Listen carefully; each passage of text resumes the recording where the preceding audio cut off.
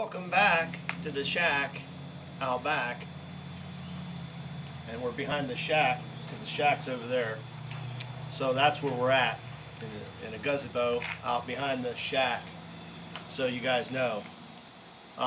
It looks like we're going to cut these videos down to maybe one a week because our church group's getting back together, meeting on Sunday nights, and our churches are meeting. Well, Columbiana's always been meeting, but Alliance is now meeting outside, so it's just getting too hard to get these put together, but we're going to try to keep a Wednesday nighter going. So that being said, Seth, you ever skip school? I went to a school where I had 20 in my class. I think 145 in high school altogether. Oh, So that's tricky. if you weren't there, Yeah. they knew, and everybody knew my mom and dad. So I wasn't able to. I could skip classes every once in a while. There was a way to get around that. There was the lunch ladies. If you could get in with Go the work lunch with lady the lunch group, people. yeah, Help the janitor sweep the floor. I used to do all that too. that was the best way to get out of whatever you were doing. And if you were in with the lunch ladies, you always had that good excuse when your teacher came looking for you. You'd be like, I was helping them. So that's usually how we did it. We goofed off after lunch a bunch. I did it one time, and it was pretty dumb. Because we were down to like the last 2 days of school, and I was running around with some seniors, some older kids, and they says, "We're ditching class. We're ditching class today. You in?" Yeah, sure, I'll ditch class. So, the bell rings, we leave our classroom, and snuck out through the gymnasium and right on out the door. Well, them guys jumped in their cars. At that time, I didn't have a car, and I wasn't smart enough to ask for a ride in a car. So I hung out at the school outside and ended up walking down over the hill and hanging out next to the creek, skipping rocks. And it was kind of hot. By yourself? And by myself with nothing to drink. Alone. Kind of alone and afraid down by the creek. And I got thinking, this is really dumb because the last 2 days of school at Beaver Local, we didn't do anything. Generally watch movies, somebody bring snacks or cake in or something. I mean, you miss the fun times of the last days of school. That being said, I know with the virus and all that went on this year, I've talked to a few of our seniors that are graduating, and it messed up their sports right off the bat. A lot of the sports was canceled. A lot of the extracurricular stuff, and even they closed the school. So they kind of made a mess of their senior year. Not terrible, but not basically. They skipped out too, but only not dumb like I did. They got kind of rooked out of it. So, but I got thinking about our seniors and what's going on with them, and some of them getting ready to go into college. And we got a lot of turmoil right now. Election year, that's throwing a wrench in everything too. Just kicking around.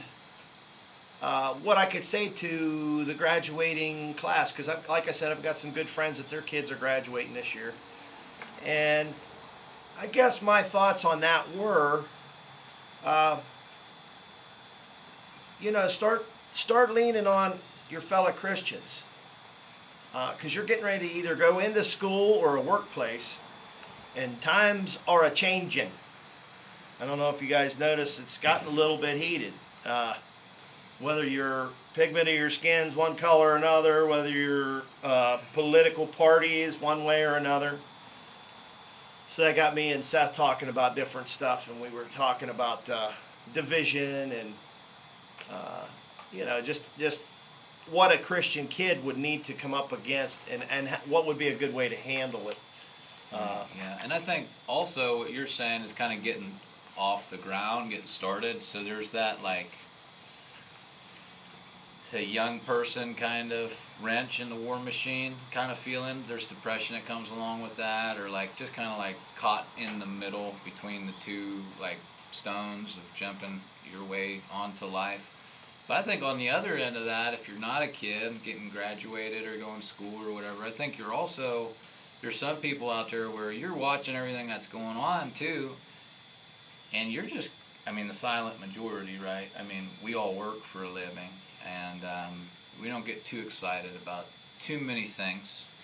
We kind of let it fizzle out, but at some point you're kind of getting backed up against something that says, you know, I've seen it in the church, and at some point patience becomes a real discouragement and a real depressor, I guess you could say, because you get to that point and be like, well, I feel like we should do something. Mm-hmm. You know, or like your expectations in life are a lot higher than what you know. You put the bar up here, maybe. Right. You know. And then, you know, just kind of trying to feel out what God is wanting you to do and what He is doing, really. And it's hard to sometimes be patient in that little niche and wait upon the Lord and say, well, I'm just going to do everything I can with what I have. But sometimes it's not a whole lot in your mind, you know. Like he was saying, maybe you put the bar up real high or whatever. But, you know, we're just kind of talking about those sort of things tonight and just kind of the struggles that America is going through, from youngest to oldest, I guess you could say. And you brought up some pretty good points. If you guys ever read the Old Testament book Joshua, that's a fun book to read, and there's actually a lot of really good things in there. So you said you were reading it, and you came upon some cool ideas that you were wanting to tie in. Yeah, Joshua, he's getting ready to deal with Jericho, and you know, it sounded to me like he was dealing with, like maybe he didn't have everybody on board with the Israelites or whatever that were going to fight, you know, to try to get this land. Yeah. And there were giants there. You know, it was a tough situation. I mean, it was insurmountable. They got this big wall around the joint. And actually, in chapter 5 of Joshua, it says their spirit was it was crushed. Right. The Israelite spirit had been crushed. Basically, like possibly the same thing we were dealing with, the patience, right? Yeah. When are we going to do this? When's something going to change? What can we do about what's going on? But they hit a wall. Yeah. No pun intended. Mm-hmm.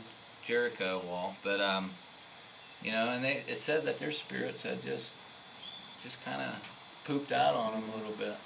So a warrior shows up, and he comes at him with a sword, and Joshua heads him off, basically. And I mean, I should be reading you this probably, but this is Danny just kind of preambling here.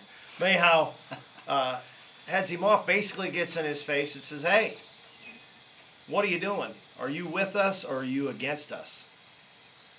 And this guy says, I'm neither. Yeah, he actually just says no. There you go. See, I needed help. No. Yeah. He just says no. Yeah. So it'd be like, what do you mean no? You're not with either side? And his no was, he's with God. That's why. You know, he's not with them or the others, but he's with God. God sent him. In fact, he told him, I think he was said then, just like Moses with the burning bush, take off your shoes, this is holy ground or something, he told him. But yeah, well, after he said no, he says basically I'm with God, and he says I'm a warrior of God. Right. And then, you know, he's going to be the leader. Well, Joshua, I think he picked up a little bit. This cat was probably something beyond this world, maybe even. Yeah. And so he fell down and started, you know, basically kneeling before him. And then after he did that, that warrior said, hey, take your sandals off. This is holy ground. Which is another very interesting study if you guys are into, I don't know, quantum physics or whatever, the energy in the world. It's very interesting. But anyway. What I thought the correlation there is I seen a guy's sermon here, and the way they started off was, well, who are you for? And well, what are you for? And basically they're going to set off, you know, if you're with this political party or if you're with this race, that's gonna put a wall up. That's gonna put a barrier up between you guys. And the right answer to that is exactly what that guy told Joshua. No. I'm with God. Yeah, I'm with nothing except God. And it's amazing though. If you want to read that, it's really great. I mean, he's pretty accurate on everything he just said. You can read Joshua 5 and 6 is when they went after the wall. But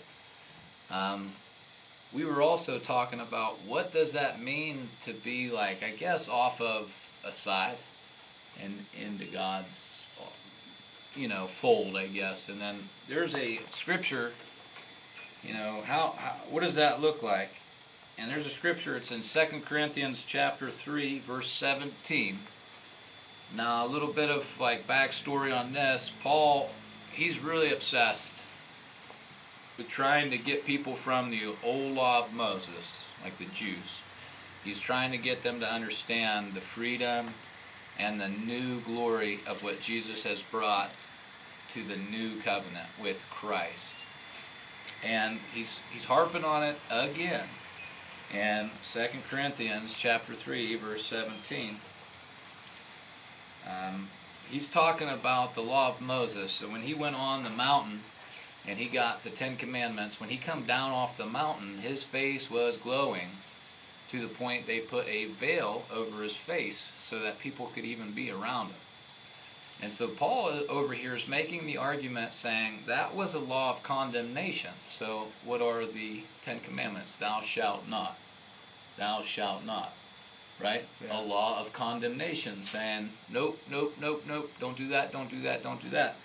And he's saying if that law had that much glory to where it turned his face bright, to where they put a veil over his face, he's saying this, how much more glorious is this new covenant that Christ has brought, which is mercy, which is gentleness, which is love, which is forgiveness, which is freedom, the breaking of the bondage. And he's making that argument, and he says in verse 16 and verse 17, it says, but when one turns to the Lord, that veil, which he's referring to, that Moses was wearing from the glory of the condemnation of the law of Moses, it's removed. And so what happens? That veil was removed. You're going to shine brighter and more radiant than ever before. And he says, and when you remove that veil from this other covenant, which is of mercy and love and gentleness and freedom, he says, now the Lord is the Spirit, and where the Spirit of the Lord is, there is freedom. And I just wanted, to me, I was reading that, and I went to bed after reading that last night, and I was just almost kind of in and out of dreaming. I was just thinking about that verse. Man, where the Lord is, where His Spirit dwells, there's freedom. And I thought about this country. And I thought about what it stood for. And yeah, we hadn't been perfect the whole way through, but I mean, we've been free. You put yourself into bondage. But if you are willing, you can be free. And I started thinking about what that meant in just your personal life, outside of America and outside of maybe even the church or whatever. About your life. And I thought about just dealing with people. So, have you ever been around somebody that's just trying to control everything all the time? A control freak, Seth? Yeah. Yeah. Do you get the sense that the Spirit of the Lord dwells with that person? There's something kind of controlling about it. It makes you kind of shrink back a little bit, distance yourself a little bit. And then on the flip side, have you ever been around somebody where, almost to a fault, they're very easygoing. To where it's well, if it happens, it happens. If it happens, it happens, we'll see where this leads. And I started thinking about that. Where the Spirit of the Lord dwells, there is freedom. What happens when you start trying to control things? What happens when you start trying to to take upon your own will and enforce it on other people when you try to take your will and force it on to a people or anything like that. Well, you're burdened with that very thing. You're almost in chains. You feel kind of like you're tied up a little bit, don't you? And have you ever been on the other side where you're just like, I really ain't got no dog in this fight. I'm just along for the ride. And so you just really, it's an easier way to live life. And it's a more, I don't know, it's a more refreshing way to live life. And so I think what the Bible teaches throughout the scriptures and through Jesus is not that you're irresponsible or anything, but that you have this view of life to where you don't allow other people or other things in your life to tie you up, to bind you down. And the idea behind there is, no, but you're free. And you're free to do what the Lord has called you to do, and you're going to do it with a situation that you find yourself in that moment, because you can't create situations. Let's be honest. Who's in control? God is. I mean, how many times have things gotten out of hand with you in your life? Many. Yes. You know, me too. If we would just put it in God's hands, if we would just do what He asks us to do, you know? Yeah. Life would be a lot easier. I mean, right. I don't know about easier, but I think we put so much status on everything that, you know, everything's got to be this or got to be that, and every work, and you know, buy a big dollar house and do all these things, and you put this, everything's on a pinnacle. Where if you just let it be, and let God lead you, yeah, I think, like you're saying, them people that have got that laxed, like if it happens, it happens. If it don't, it don't. Yeah. Are way better off mentally than the ones that push. You know what I mean? The ones that got to have everything just. They're troubled, man. They're right. Constantly troubled. They're trying to control. Yes, they're constantly troubled. They're constantly ready to be stressed. And I think, honestly, this is huge, guys and girls. This is bigger than maybe I'm coming across, because right here is where you find God. Right here is where you truly find Christ and what He was truly about, because He lived His life that way. And his conscience that told him, well, we're here, let's go talk to these people. Yeah. God led Jesus. He was fully man. He led Jesus, and Jesus listened the whole time. And He was free. He was free from the world and what the world said he had to do. He was free. And He only did what the Father had told Him to do. And if you look at your life and you look at our life, guys, we're not different than that. But we forget that that's what it's all about, and we let all these things in life things you can't control. Yeah. What can you control? You have no control over. We got no control over this coronavirus. I mean, we try to wear your mask, whatever. But I'm just saying, these things, you can do what you can. Wash your hands and try to keep clear from each other as best you can. But as far as controlling how things go, it's in God's hands, you know. And I think that's where, like, a graduating kid, you know, or a kid going into college or whatever, if you can grasp this now before you get in there, and they put another seed in your head about, oh, I don't know, a Big Bang Theory, or coming from an amoeba and crawling out of the water, I mean, all that stuff that you were brainwashed in high school. If you lean back into that Bible and start putting your faith in it, and start really, I mean, I'm an old fart, and I'm starting to just get it myself. But if you could get a hold of that quicker and surround yourself by other Christians, and don't put that bar up where it need, you know, let God lead you. Where you go, you go. Yeah. And don't make it any bigger or smaller. You know, things are going to happen. You know, life has a goofy way of working It does, itself out. you know. Did I ever think we'd be living in an old shack out back in the woods? No. Robin hates it, and isolated back here. But we have you guys around so much; it's not a big deal. It's just like being out on the main road now. Everybody's around, but God's got a plan for you. That's the deal. And the sooner you learn that, the better off you're gonna be. Yeah. And He don't make mistakes. Stop making your own plans. Yeah. He's got the plan. All you have to do in life is learn to listen to Him and free up yourself from what the world tries to distract you from His voice. That's it. That's your responsibility. Because if you think about it, what can you control at this very second that you're watching? Control something. Make something happen right now. Well, it's you. Your phone and your TV, I suppose that's it. Yeah, you can walk on over to something. Yeah, but what happens if that goes down? What electric? Are you controlling the electric company? Are you controlling the Wi-Fi signal? No, you have this much control over anything.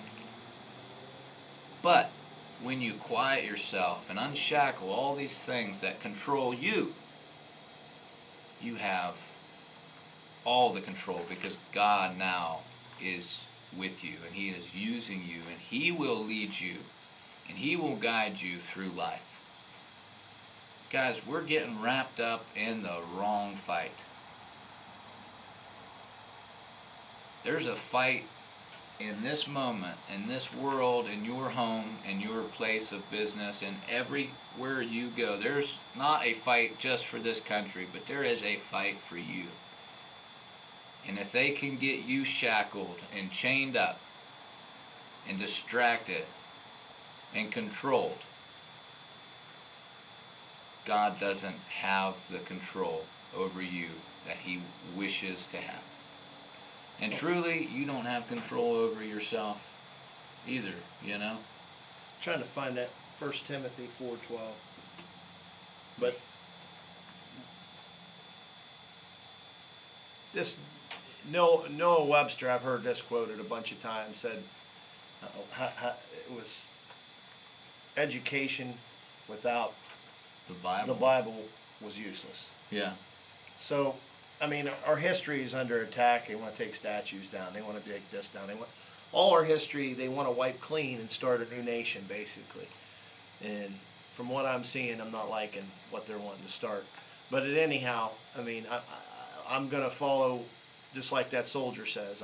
I'm not with you, and I'm not with them. I'm with God. So, try not to pick sides, I guess. But here you go. You're talking about, not picking sides, but here you were wanting to go to that 2 Timothy. Yeah, because you guys are smart, and I think everybody underestimates how smart these next generations, and it's on your shoulders, whether you like to hear this or not. You can change our country. You guys got the power.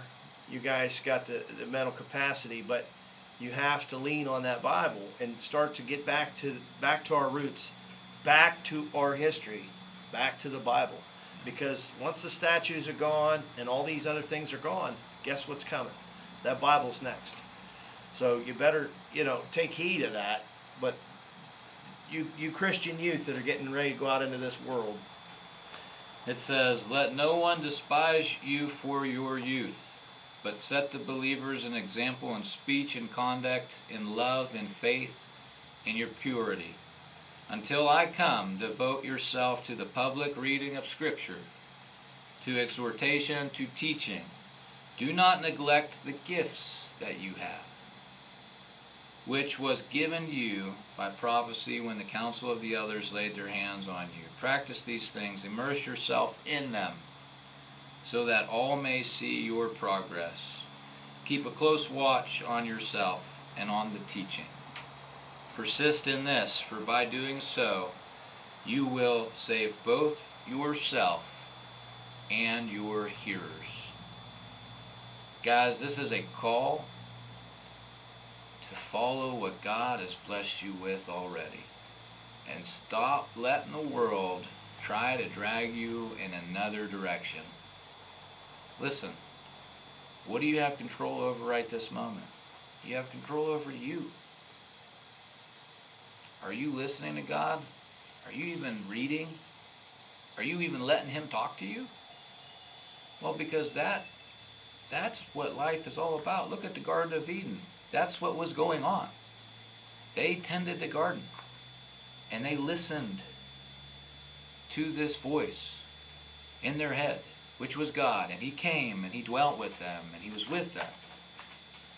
And that was life, and life more abundantly. And then they decided to go the other way. And ever since then, God is trying to get that relation back with His people. And that's what makes Jesus so amazing, is because He's the second Adam.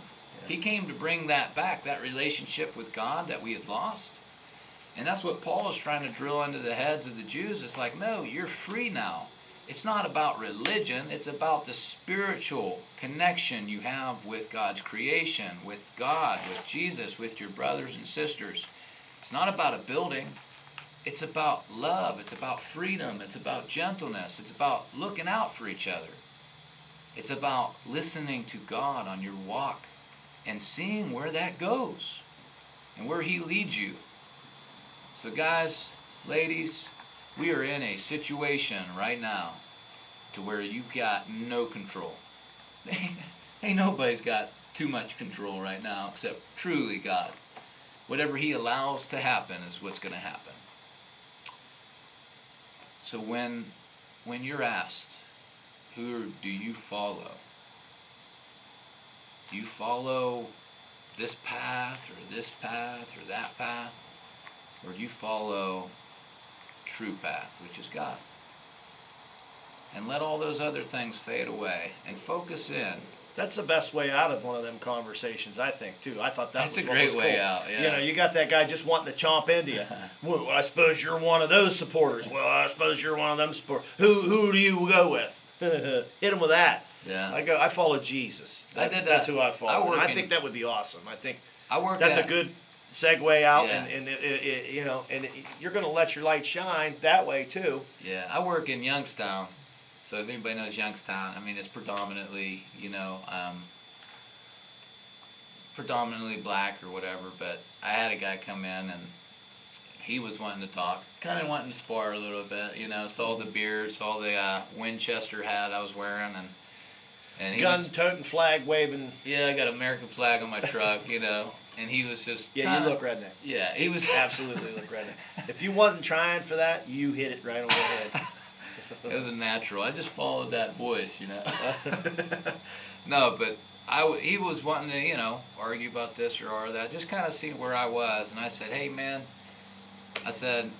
man is so imperfect. I follow Jesus Christ, and I'm following Him all the way to the end, and I don't know what to make of it. It's hard to argue that. And he said, amen, brother, right off and the it rip. probably changed his tune. And it immediately brought us together. Bonded you. Yeah, he wanted to talk about I think Jesus. these protests could happen the same way. Yeah. The things that are going on, whether either direction, and I think if you could let that light shine, it would end a lot of this crap, wouldn't it? I don't want to fight, man.